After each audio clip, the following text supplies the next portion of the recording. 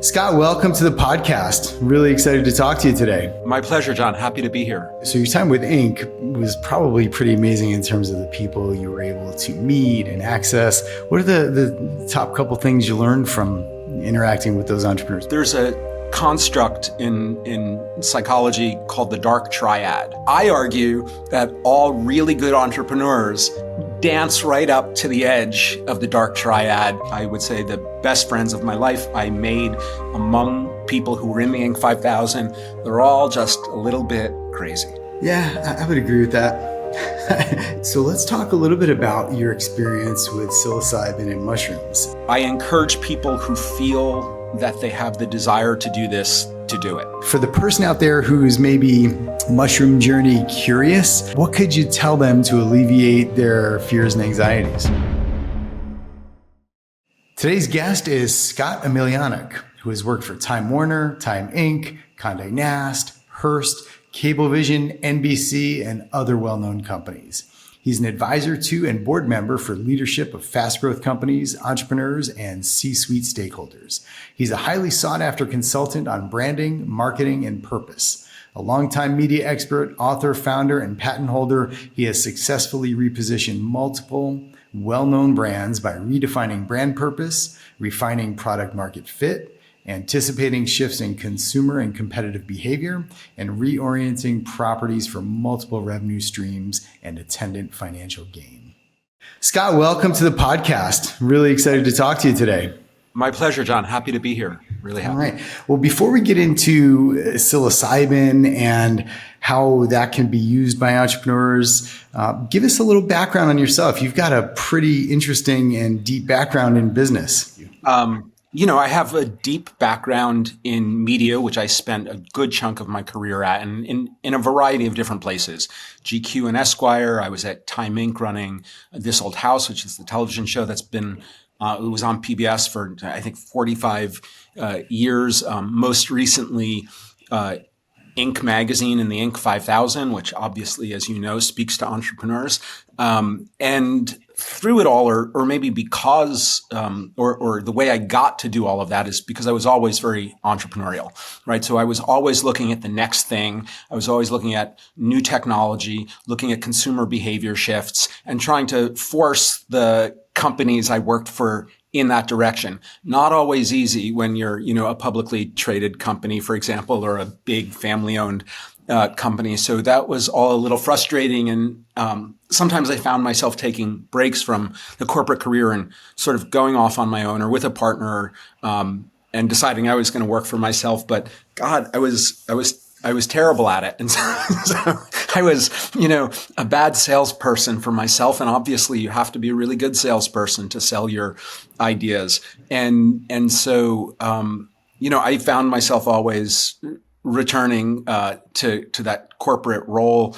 And at Inc., I would get up on stage to talk to the people I thought were real entrepreneurs. And I would tell them I was a failed entrepreneur and I admired what they had done and what they had accomplished, somewhat not realizing that, of course, probably half of the audience had already failed at one or two or five things themselves, but just kept going, right? I didn't. But I left Inc. at the end of 2023, so beginning of 2024, and now I run a brand development agency that I started, and we use the tools of media, things like content and community and events, but do it with corporations. So I'm not reliant on the old and now failed business model that has sort of undercut so much of media. Yeah. I can relate to the, not being a great salesperson, promoter or something. It always feels kind of weird, Mm-hmm. Yeah. It's hard. Good. You have to leave, right? Yeah. So what are some of the key things you learned? I mean, so your time with Inc. was probably pretty amazing in terms of the people you were able to meet and access. What are the top couple things you learned from interacting with those entrepreneurs? Which, by the way, I'm a 3-time Inc. entrepreneur, Inc. 5000 entrepreneur. Super excited about that. Really fun designation. And not an easy thing to do. So congratulations. Thank you. I think there are a couple of things. One is just sort of the need, the amount of grit, the perseverance, the dedication that you need to have to be successful on your own is just astonishing. And, we see that in, say, professional athletes, right? And we admire it there, but I don't think we have enough of an understanding, or the general public doesn't have enough of an understanding, that everyone who's out there starting their own business and making it successful has an equivalent ethic. I think that's one thing. I think the other thing is that being an entrepreneur is incredibly lonely. You might have a partner or spouse who you want to talk to about what you're doing, but you can't show them any fear because they're worried about whether the mortgage is going to get paid or not. You might have a team, and you have to be, pretty resolute for them because you want them to stay tucked in, not running for the doors.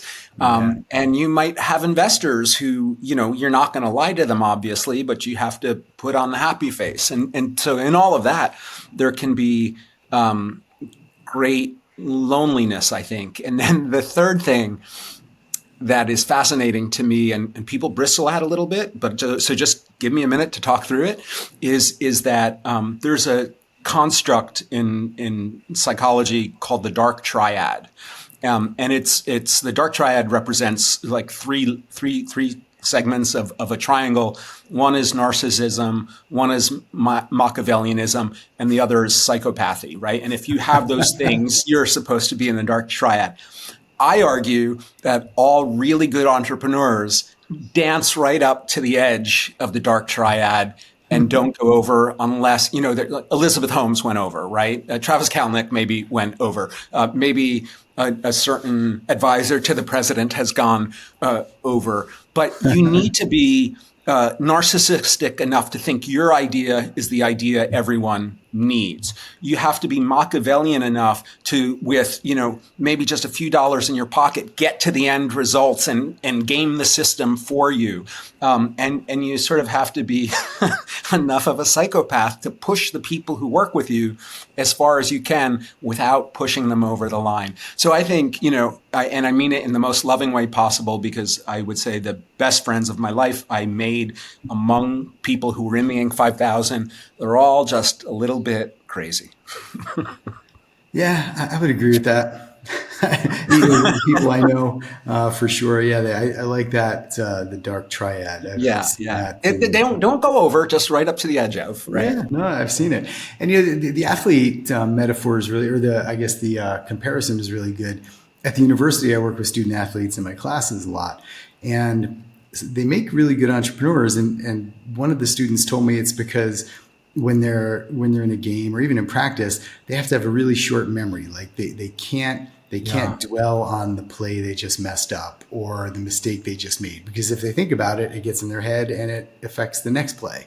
So they have to forget about it and move on, which I think is a really key part of resilience among entrepreneurs. I think that's right, and it makes sense. And I think that was one of my shortcomings as an entrepreneur. The wellness startup I was involved in right before the pandemic, I would think about our last meeting and whether it went well or not when I was going to the next one, and that was not helpful. It was better if I had focused on making this a success, not worrying about the last not being a success.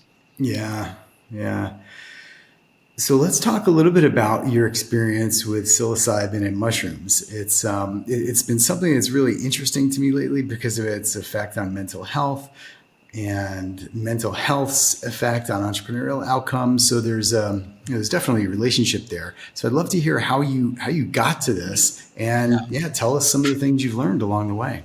I think for me it was rooted. The desire was rooted in personal experience and growing up in a fairly violent and chaotic environment, and that I used traditional therapy to work through, but always felt it never got me quite far enough. And then having my own son and being worried about repeating some of those mistakes. And I was out with a bunch of entrepreneurs and a bunch of folks in the Inc. 5000. And a couple of them had mentioned that they were microdosing. And I said, well, that sounds interesting. And then one or two others mentioned that they had been working with a therapist and found it really revelatory. And this is the wonderful thing about entrepreneurs, right, is that they're early adopters and optimizers. So they're always looking for something special. And I thought, well, maybe this is something I could try, because I just don't feel like I'm getting far enough anymore with the therapy I had been doing for decades, right? So I managed through someone who knew someone to find a therapist who has been working in what they call the underground for 30 years as a therapist, but also as a therapist who has a medical team and administers psychedelics to people in what's called a medicine day. So essentially a day long experience on her daybed, and then the sort of lead up sessions to that and the processing of that. And so that can be, we know that ketamine is legal now, and there are ketamine clinics, and that helps with depression. We had hoped that MDMA would be legalized for PTSD. That didn't. The FDA would smile on it. That didn't quite happen this year. But I think any legislation, and there was legislation around investment in MDMA research that is supported by both Andrea Ocasio-Cortez and Matt Gaetz together. They co-sponsored this bill. There's hope for, right? And what a duo, right? Right. Yeah. You don't expect them to get together. So maybe there's something here. And so, so with ketamine, now done in clinics, with MDMA, with psilocybin, and in some cases with LSD, and using those experiences to essentially reframe how you see the world and how your brain works. And there's lots of research, and folks can look this up, and many probably already know it better than I do. But that shows that these substances tend to, one, reduce ego when you're in a journey, and two, disrupt what's called the default mode network, which is part of your neurobiology that sort of allows you to move through the world without having to make decisions about every single input. It's like, I'm in the default mode, I'm moving forward. And that's terrific for us, navigating the world around us, but it also tends to internalize and dig ruts of behaviors that we have. So by disrupting that, you can start to think differently. And I've done all of those therapies now, and I like to tell people that I won't say I'm a good person, but I'm a much better person than I was before I started. I will say, in a leadership context at work, I'm probably 80% less of an asshole than I was. It gives you this remarkable ability, I think, to think differently about every situation you're in. And obviously everyone's mileage is going to vary on this, right? It's such an intensely personal thing. And the work you do both before and after the medicine day, that's sort of like the medicine day is opening the door. You still have to walk through the door and continue on afterwards, right? The work you do can be really powerful and let you see things differently. I think, Steve Jobs had said that, doing LSD was one of the most important things in his life. And I think, for him, that meant seeing solutions to problems in a very different way. And again, that's disrupting the default mode network. We're not doing this as we always did it. There's another way to do it. And so I have become something of an advocate, which is to say, I encourage people who feel that they have the desire to do this to do it, because I think that's fundamental. You need to want to do it yourself. This can't be pushed on you. It's not going to work for everybody. Not everyone is going to have good experiences. I've had really terrible, grueling experiences, but even within those, if you approach it correctly, there's a lot of growth and a lot of opportunity. Yeah. So everything you were saying, like in terms of what it did for you, right? Like making you more agreeable, or as you say, less of an asshole. I mean, these are all amazing things for entrepreneurs, right? Because you have to instill, trust with your team. You have to be creative. You have to move forward. You have to get through hard times, and you just have to be able to regulate. So yeah, talk a little bit about what you've seen with entrepreneurs who have gone down this path. Any tangible outcomes or differences, or even just maybe some stories or some examples? I mean, all anecdotal, Yeah, of obviously. course. But I know one woman who I had dinner with last night, who works at a large and well-known design SaaS company, has started her own business around psychedelics and connecting people, because the journeys she had were so powerful. And when I say journey, just to give some context to those who might not know, essentially, in therapeutic psychedelics, which is what I do, I'm not a party drug person by any stretch of the imagination. I have great reverence for these things and think they should be done in the right way, or I don't want to steal any of their power by doing them at a dance club or something. I will take the mushrooms, which are generally ground up in chocolate in a way to be tolerable to swallow, or the MDMA, which is in a gummy or capsule form.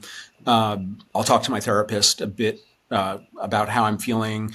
I will put on a pair of noise canceling headphones and a pair of eye shades and lay on my back. And, they all have their own sort of idiosyncrasies, but I think one of them is the elasticity of time when you have them.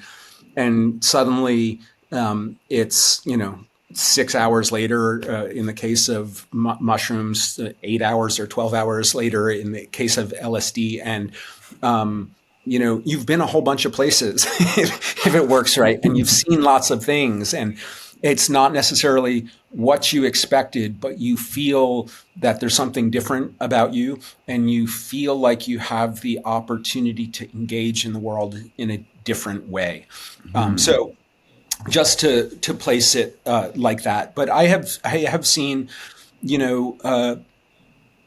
entrepreneurs who use it a lot to reframe how they engage with their teams.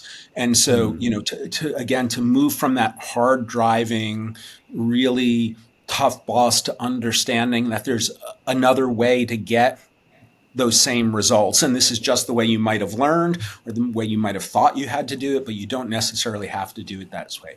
So I think that's one big one, is seeing the people you work with in a very different way, having more capacity to, like or love them as human beings, not just as, resources. I think that has been a huge one that I've seen. I've seen other people understand their personal relationships in different ways, why they maybe had a terrible track record at being a spouse, and re-examining that. But I would say for the most part, it comes down to this measure of just reframing, and whether that's reframing your ego or reframing how you attack problems, it can be really powerful, I think, as a practice. But again, in the right circumstances, you having to want to do it, and going in with the right intentions. It's not a cure-all. It's not like, you've suddenly are speaking 7 different languages that you didn't speak before. Nothing like that. You Right. still have to put in a lot of work and be quite committed to it. Yeah. I did a little research, just maybe more of a literature review before we had this interview, just to get an idea for, what the science is saying. And of course, there's not a whole lot, at least that goes back very far, because it was hard to do it. But it seems like there's at least 5, I guess, key findings or areas of consensus. One is that there's a reduction in depression and anxiety, which we know, right? Which is a great thing. It actually, it annihilates any kind of pharmaceutical drug out there. It helps with emotional and cognitive benefits, neuroplasticity and brain function, lowered psychological distress and suicidal thoughts, and complementary effects with mindfulness, which we know is helpful for creativity and ideation and relationship building and things like that. So it seems like there's a lot of benefit. And it seems like we have to jump through a lot of hoops to access this and get the benefits. Has that been your experience? Like when you did your journey, how difficult was it? I mean, well, so arranging the journey was really hard, right? Because it's not legal yet, and there are trials now, and that's useful. But Nixon's FDA made these drugs illegal. People argue essentially as out of fear that people who use them were not as controllable or beholden to the system, right? As they were before. And that, so with the anti-war movement and the civil rights, it was all very scary to the establishment. So for a long time, they've been outlawed. Johns Hopkins and a few other places continued to do research with what they had left, and that was very valuable. You're right about the efficacy relative to like SSRIs or other antidepressants. These seem much better and long-lasting with fewer side effects. There really are no, very vanishingly rare circumstances, there are side effects, but you can't really overdose on them either. And so they're really useful. The neuroplasticity thing to me is the most fascinating component too, because I think, and not a scientist, just making that clear, but to me that like sort of undergirds all of the other things you mentioned and supports the idea that the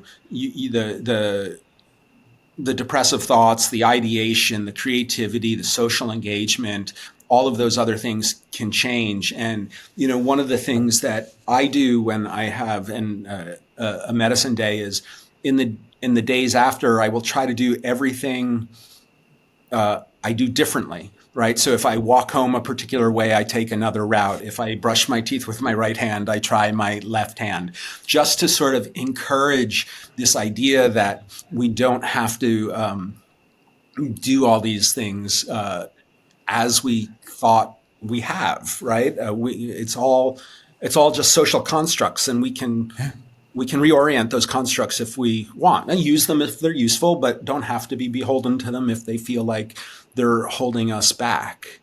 And, for some people, it's very spiritual. For others, it's very practical. And again, it's such an intensely personal thing. And even each journey I've had has been so different from the other one. And I think that's a little problematic with respect to our healthcare system, is that it's not a dosable pill right now, right? And there are companies like Lycos and psilocybin they're working on this. Lycos is part of MAPS, which is sort of the original nonprofit psychedelic company. They're having financial troubles now. They're the ones who had hoped to make MDMA available, but got knocked down by the FDA. But all of these differences, it makes it hard for me to say, this is what's going to happen for you. I can't do that, right? Because I can't do that for myself. I go in one day thinking, I think this is what I'm going to address today in this journey. And the medicine takes you somewhere else entirely. I mentioned before that I grew up in a fairly rough environment. My father was a pretty violent alcoholic, and I expected at some point in the last handful of years that I've been doing this, that there would be some sort of reckoning with him during one of these journeys. He's never appeared, and so it's quite surprising what happens. And so, just to say, anyone who's contemplating this, just know that YMMV, or mileage may vary thing, is very, very true. And it's not just from me to you, but it's for you between journeys. Your mileage varies as well. Yeah, I think that's one of the questions that a lot of people have, right? I think, philosophically, you can understand the benefits, you could read about them, but, especially if you're of a certain age or a certain generation, we just grew up hearing that these were bad. Only bad people did them. This is your brain on drugs. We still might feel like we're going to go to jail or whatever. So, could you talk to, like, for the person out there who's maybe mushroom journey curious, what could you tell them to alleviate their fears and anxieties? Yeah, I think it's a couple of things. If you do it with someone, there's someone there to remind you that you're always coming back from wherever you think you are during the journey. And I think that's very important. I one time did a high dose by myself. It was actually at South by Southwest in my hotel room before an Inc. event. And I absolutely regret every moment of having done it by myself, because it was a tough one. The hotel fire alarm went off in the middle of it. Oh my gosh. I did not, I could not, the TV came on and I couldn't turn it off. It was just, everything was horrible. So I think, in the right hands, whether that's a professional or a very trusted friend who's been through it before, and I stress professional first, you're gonna get back. The potential for permanent damage is, as I said, vanishingly rare. There's some research that suggests if you are predisposed to psychosis, that psychedelics can trigger that. If some research that suggests if you have true bipolar disorder, not bipolar 2, but the real one, you might not want to do it. If you have schizophrenia in the family, you might not want to do it. But otherwise, I will say you come back. I would say don't just wander into a field and think you've identified right mushrooms, if that's the way you get them, because that can kill you. That part can kill you. But to be curious, to go into it with an open mind, an open heart, and this is hard for entrepreneurs, right? Give up control for a minute and just see where you go, because in that journey, you tend to go to the places that you might otherwise be resisting. And by going to those other places, you can learn remarkable things. And in learning those remarkable things, you can be, after the fact, a very different person. And that is where the value is, I think. I've heard people say that you get the journey you need, not necessarily the journey you want. I would say that that's a good way of explaining away really tough experiences. And I have had a couple where it felt like I was being physically abused. And when I say felt like, I mean literally I could not tell the difference between this, imagining this happening to me, or really happening to me in that moment. I can experience things that are traumas that are stored in the body, and how they're released. You might find yourself shaking and vibrating, but that's some sort of tension release. I had a remarkable experience. I still don't know what to make of. It was maybe my second journey. I was cold to the point of shivering, and my therapist came over and put her hand on my shoulder, and I took my headphone off, and she said, "It looks like you're cold. Do you want a blanket?" And I said, "No, I think I need to be cold. I don't know why, but I just need to be right now." Everything was blue, and I was in a tunnel, and the tunnel was constricting and sort of keeping me trapped, blue and cold, and I was yawning and grabbing my throat and trying to open my mouth. And I had no idea what to make of this in the moment. And soon that passed, or I had to go to the bathroom. There's some reason that I got up, I went to the bathroom, I came back because the therapist asked me if I wanted to tell her what I was experiencing. And I recounted the details I just did to you: cold, sort of messing with my mouth and my throat, and yawning a lot, in this pulsing sort of peristaltic sort of tunnel. And she said, "Wow, that sounds a lot like reliving a birth experience. Do you know anything about the circumstances of your birth?" And I was like, wow. My mother told me that I was what was called then a blue baby because I was born with the umbilical cord around my neck. And Wow. so it was constricted. And she said, yeah, I think, we think of our neurological memory as the memory we have, but the body stores memories too, and pre-rational memories. And maybe you were just experiencing that. So it can be the journeys you have can be absolutely fascinating. Not at all what you expect, um, and and yet if you have the right approach, an open-minded approach to what you're going to experience, yeah, in the end, that is the journey you need. It's not going to be all rainbow unicorns and Hmm. everything with an aura and all of that stuff. It can be tough. It can be surprising, but there can still be growth through the reflection of that, Yeah. I think. Yeah. And I would just say, John, like to give a little bit more context when we talked about SSRIs and efficacy, with respect to, and I have enormous respect for therapists that I've had and worked with in the past, but I would say one day with psilocybin makes me feel like I've done a year or two of talk therapy. I feel like that is how the progress trajectory is. It's an accelerator like none I've experienced. And entrepreneurs are looking for accelerators and ROI, right? Why take 2 years to get somewhere that you can get to in a day? That's right. So for people who have maybe done recreational mushrooms, say as a college student or something, and they might say, yeah, I've already done that. I don't know if I need to do another one. How does the experience different in your Yeah. experience? Everyone talks about set and setting, right? And that Right. being the difference, right? So your mindset in going into it and the seriousness with which you're taking it, what are your intentions for the day? And having really thought through that, what do you want to get out of? And like we just said, that like you might not get out what you want, but you're going to get something out of the day.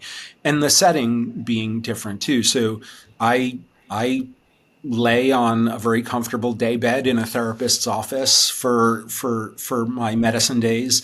I'm not out moving around. I'm internal. I have eye shades on, so Mm. that I can have my eyes open, but I'm not seeing the world around me. I'm seeing what the journey is, and I have a soundtrack that my therapist will manipulate depending upon what she sees. And Johns Hopkins has created a psychedelic soundtrack. You can find it on Spotify and Hmm. use your own version of you use that if you'd like. But that sort of mimics the come up and the plateau and the come down of a journey. So the set and setting just makes all the difference in the world. And when I've done, um, you know, uh,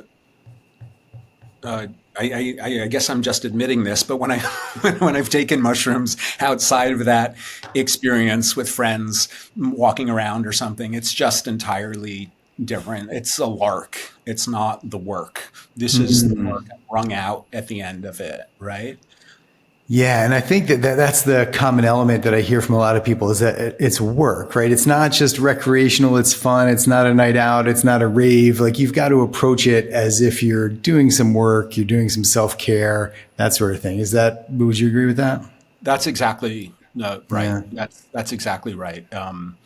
It's a big difference, and um, you know, yeah, I just can't explain how much more seriously you take it. And I'm not interested really in doing this recreationally because I have reverence for what it can do at the right dose in the Mm. right circumstances, and I kind of don't want to mess with that, you know. Hmm. And Yeah. so it's quite different. I just want to say too, this is not just me saying this, right? There are very esteemed entrepreneurs like Blake Mycoskie and Tim Ferriss who have donated tens, if not hundreds of millions of dollars to psychedelic research because they think Yeah. it's so important, especially at a time when we're sort of in a mental health crisis, right? And in terms of the seriousness, again, Chip Conley, who I'm sure you know, who's a friend, says the CEO is chief executive officer, but also chief emotional officer. And I when like you think that. about that, and you think about the ripple effects of entrepreneurship, not necessarily financially, but emotionally, if we could get every, uh, you know, a parent, Blake or Tim or Steve Jobs or whoever, to explore this, and if they were be able to, you know, treat their immediate teams themselves, if they were able to treat themselves differently because of it, and if that caused them to treat their immediate teams differently, and if each member of their team suddenly treated, because they were being treated differently at work every day, treating their families and friends and their employees differently, like what an amazing, impactful ripple effect that really could be. And so that is why I'm an encourager for people who are curious, because I think it has great potential. And you know, these substances have been around and part of humanity for thousands of years now, Yeah. and I think there's a reason for that. You know, there was the wisdom of our elders is real in some cases, and these substances exist for us now because of their realization that they were helpful. Yeah. I think that the wisdom of our ancestors and elders is really important. And like you said, these have been around for thousands of years. They've been used in ceremonies and rituals. And, you know, I think as time goes by, we lose touch with that part of ourselves, right? Like, well, for example, when I'm in Costa Rica and you're, you know, meeting and talking to people who live off the land, they know how to do it. It's very normal for them. I feel like we're like one generation away from not being able to do that in the state. Yeah. If we're not there already, like, could you, you know, if the power went out, you know, for more than a few days in the Northeast US, what on earth would we do? Right. Yeah, I mean, absolutely. it is quite amazing. Yeah, Yeah. absolutely. Yeah. That you know, like that that is when you appreciate psilocybin for what it's said to do for end of life care, because I think that's where we would be, right? And I'm half joking but quite serious about research studies that show how powerful psilocybin is for people with terminal disease and how comforting it is for them. And I think that has a lot to do, again, with a dissolution of ego, an understanding of our connectedness, Yeah. and sort of an appreciation that all the constructs were just constructs, and what's coming next is coming next, whether I want it or not. So let's accept it because the ego's gone a little bit. Yeah, it's got to be comforting, right? Just to know that you're connected to the whole, and that once you die, it's not over, or whatever it happens to be. I think there's a lot to that for sure. So one final question on the psilocybin, like, could you just describe like when you get to your medicine day, like, what does this experience look like? What is the dose? And I know dosing is going to be different for everybody, but for you, what does this medicine day look like? Yeah. So I arrive, you know, late morning at my therapist's office in very comfortable clothes, knowing that at some point probably most of them are going to come off because I get so hot, or they get, you know, it's interesting. Your sensory experience can be amplified. So just a wrinkle in your shirt can feel like, you know, you're being bound down by something. But comfortable clothes, having not eaten, so an empty stomach, and trying to have hydrated well and slept well the night before with no, you know, significant agitation. I want to go into it. I don't look at the news before I go. I want to go into it with or send emails or any of that stuff. I want to go in as clear-minded and unbothered as possible. We'll talk a bit about how I feel and the intention for the day and what I think might happen, what I want to explore, I should say. And my therapist, who is quite a spiritual person, does work with her own work with the Shipibo people in the Peruvian Amazon and ayahuasca. we'll sort of say a little incantation, and light a candle and give me a bowl that has, generally speaking, a couple of chocolates in it that have ground mushrooms in them. For me, I'm in a place right now where I'm doing higher doses, which are not necessarily better. You have to figure out what dose is right with you. I would say when I started, it was 2.5 grams maybe was enough, but now maybe I'll start with 2.5 or 3 grams. And I'll lay down and wait for, we'll talk a little bit more after having the chocolate. At a certain point, she'll have been, watching the clock and say, maybe it's time for you to go inside now and just relax. And that's when I put the eye shades and the headphone on, and there's a pillow and a blanket, and I lay down and I just sort of wait to see what materializes. And it almost is like, the Star Trek transporter materialization, just little flickers until something comes into coherence. And it might be a person, it might be an experience, it might be something fantastical.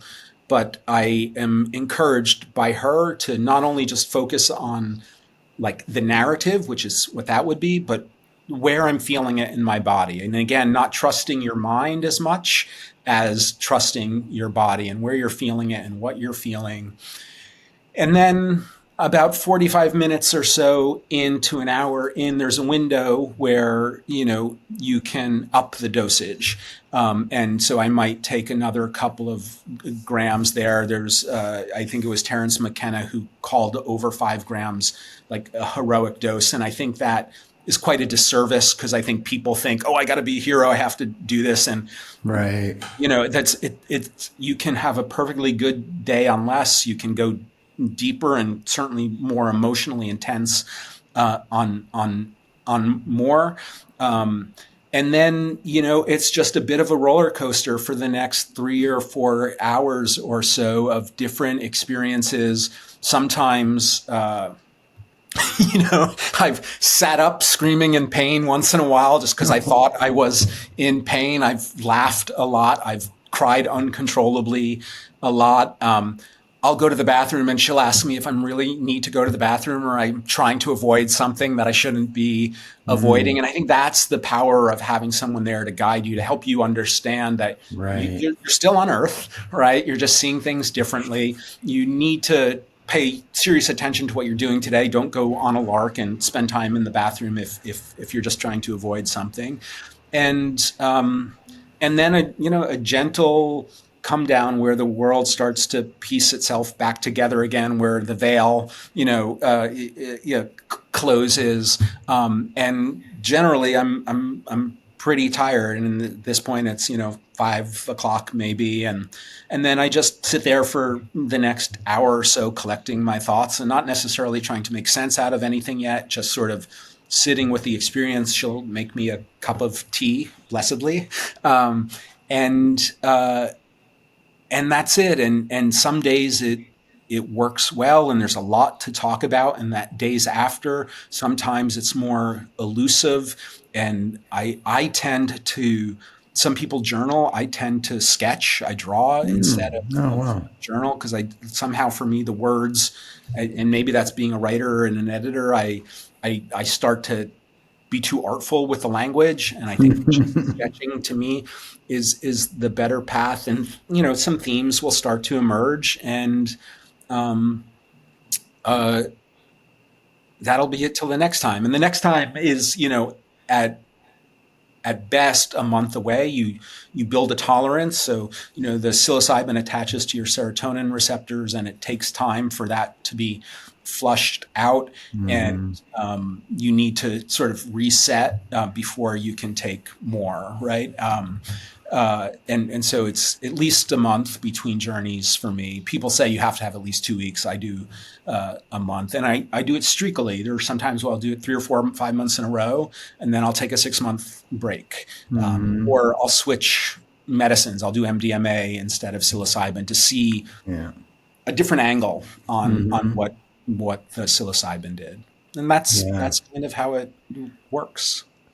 Well, you've certainly motivated me to try it with a guide or a therapist. I mean, like most people, I've done it just recreationally. Of course, never before a big event where I had to function, but I have, I've done it in the past and always enjoyed it. But yeah, I think the time is right to really take advantage of everything that can be had from it, with that kind of professional guidance. And it seems like the return on investment for business owners and entrepreneurs is real. I mean, if you can improve your mental health, that's a win. If you can improve your neuroplasticity, which entrepreneurs always need, also a big win. Being a better leader, being, just leading your teams better. It seems like the ROI is there for sure. I would say and the definitely biggest, worth it. really quickly, the biggest thing, complaint or sort of reason I've heard not to do it is I don't have the time. I don't have a day to give to this, right? Now, obviously, entrepreneurs are incredibly busy. Sure. But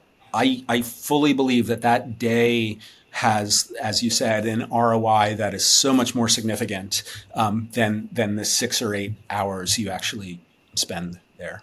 Yeah. Well, this has been really helpful. I think very informative. And if people are interested in learning more about you and what you do, where can they find you? Yeah, on LinkedIn, I guess, is the best way, or babyrobot.co, which is my new company. And whoever reaches out, I'm happy to talk to them about more of this, or what it's like having gotten to watch people like you, John, and the fastest growing companies in America as the editor-in-chief of Inc. Any of that stuff is great to me. Awesome. Well, Scott, thank you so much. This has been really informative. Appreciate it.